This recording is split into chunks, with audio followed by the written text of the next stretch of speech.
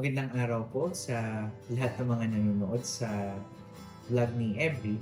And ngayon, may pag-uusapan tayong sakit sa mata na tinatawag nating sore eyes or pink eyes o kaya naman ay conjunctivitis. Ako nga po pala si Dr. Alipio, isang hospitalist ng Region 1 Medical Center, Department of Ophthalmology.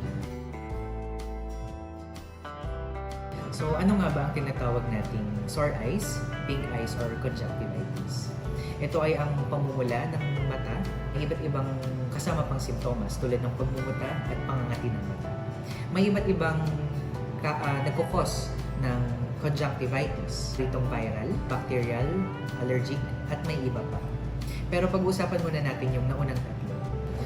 So simulan natin sa viral conjunctivitis. Sa viral conjunctivitis, meron tayong pamumula ng isa o kaya naman dalawang mata na may kasamang discharge na puti lamang or watery na tinatawag natin.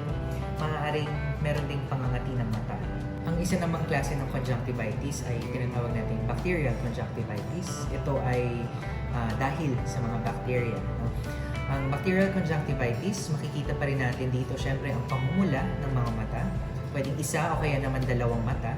At may kasama din itong pagmumuta na minsan pagkagising sa umaga, nahihirapan yung mga pasyente or mga taong merong conjunctivitis na buksan yung kanilang mga mata. Ang isang klase naman ng conjunctivitis na ating pag-uusapan ay tinatawag na allergic conjunctivitis. Again, nandun pa rin ang pamumula ng mata at dito naman, dalawang mata usually ang namumula. No? At may kasama din itong iba pang simptomas tulad ng sobrang pangangati ng mata at nandyan din ang pwedeng merong sipon ng pasyente o kaya naman ay pangangati ng ilong at ng iba pang parte ng mukha. Doon sa mga pinag-usapan natin kanina, ang viral, bacterial at allergic conjunctivitis, na laman po ninyo yung ibang simptomas at presentasyon ng mga sakit. Pero kailan nga ba tayo magpupunta sa doktor at magpapakonsulta? Una, pagka napakatagal na ho ng pamumula ng mata. Pangalawa, kung meron ho itong kaakibat or kasamang pananakit ng mata. Pangatlo, kung meron din hong sensitivity o kaya pagkasilaw na sobra-sobra. Yan po yung mga ilan sa mga simptomas na dapat nating tignan at magpakonsulta na kaagad sa doktor pagka yung mga yon ay inyong napansin. So, paano nga ba kumakalat ang conjunctivitis? Unang-una sa lahat ay ang close contact ko sa mga taong mayroong conjunctivitis. Example nito ay ang pag-shake hands or pakikipagkamay sa mga taong mayroong conjunctivitis. Pangalawa naman ay ang pagbahing, sneeze ng mga taong mayroong conjunctivitis. Maaari ko kayong mahawa doon sa kanilang mga droplets. At isa pa sa mga very common na way of transmission or yung pagkahawa ng mga pasyente ay pag hinawakan po ninyo yung mga bagay na hinawakan din po ng mga taong mayroong conjunctivitis. Dahil po parang naiiwan po nila doon yung virus, mostly virus o kaya naman ay mga bacteria.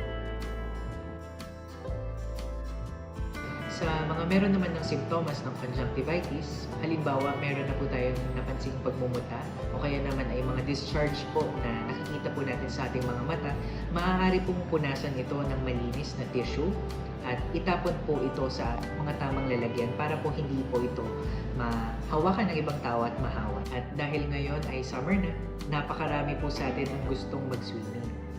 Ang viral conjunctivitis ho na kinokos ng tinatawag nating adenovirus ay hindi po basta-basta namamatay sa poorly chlorinated na mga swimming pools. Dapat ay tingnan natin ang kalinisan muna ng mga swimming pools bago po tayo maligo. Ano ba yung mga common misconceptions natin sa conjunctivitis? Isa sa pinakasikat na misconception natin dito ay pag tumitig tayo sa mata ng mga tao may conjunctivitis or sore eyes ay mahahawa na po tayo. Hindi ho. Tulad ng sinabi natin kanina, ang isa sa way of transmitting yung conjunctivitis ay through droplets po, large respiratory droplets na maaari ho nating malanghap galing sa mga taong mayroong conjunctivitis, especially viral conjunctivitis. So, napaka-importante pa rin dito. Uulit-ulitin ko po ang importance of wearing mask and then paglilinis pa ng kamay or frequent hand wash. So, paano nga ba natin na-diagnose ang conjunctivitis? So, una, kailangan din nating tanungin ang history kung kailan ba ito nagsimula at kung may iba pang simptomas na nararamdaman ng pasyente. Pangalawa, kailangan ding makita ito ng mga healthcare professionals tulad ng doktor para mas ma-evaluate, mas ma-assess natin kung ano nga ba ang nandoon sa mata ng pasyenteng nakakaramdam ng simptomas. So, paano ba natin ginagamot itong tinatawag nating conjunctivitis? Unang-unang sa lahat po, napakahalaga po na makita po tayo ng mga espesyalista sa mata na tinatawag natin mga ophthalmologist para po ma-evaluate kung anong klase ba ng conjunctivitis ang mayroon po tayo. Iwasan ng pagkakaroon ng conjunctivitis or tinatawag nating preventive measures. So, una at ang pinaka-importante sa lahat ay ang paghuhugas natin ng kamay. Maaari tayong gumamit ng maligamgam na tubig at sabon para linisan ang ating mga kamay. O kung hindi naman ito available, at least 60% na alcohol ang gagamitin natin para iwasan natin ang pagkakaroon, pagta-transmit or mahawa sa mga taong mayroong conjunctivitis. Next, yung napakaraming mayroong conjunctivitis, ang ginagawa po natin ay ang pag-promote po lagi ng frequent hand washing. Tapos po, iniiwasan din po natin ang mga droplets.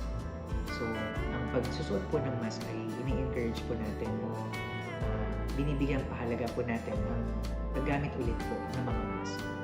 So, bago po natin tapusin ang video na ginagawa po natin ngayon, gusto ko lang pong sabihin sa inyo na napakahalaga po ng tinatawag nating eye exam para siguraduhin po na safe po ang ating mga mata at wala po itong problema. Para sa meron po kayong nararamdaman na pananakit o kaya pagkasilaw or panlalabo po ng mata, napaka-importante po na panlalayo po ay pumunta sa mga espesyalista sa mata para po mas ma-examine po kayo ng maayos. Huwag po kayong magsi-self-medicate or huwag pong ipatak ang gamot ng ibang tao doon po sa inyong mga mata dahil maaari pong may ibang kondisyon silang ginagamot at hindi po ito yung mga tamang gamot para naman po sa inyong nararamdaman.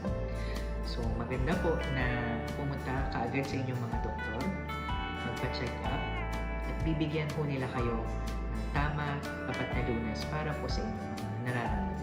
Okay, so for more health tips, click like, comment, and subscribe to Every's channel.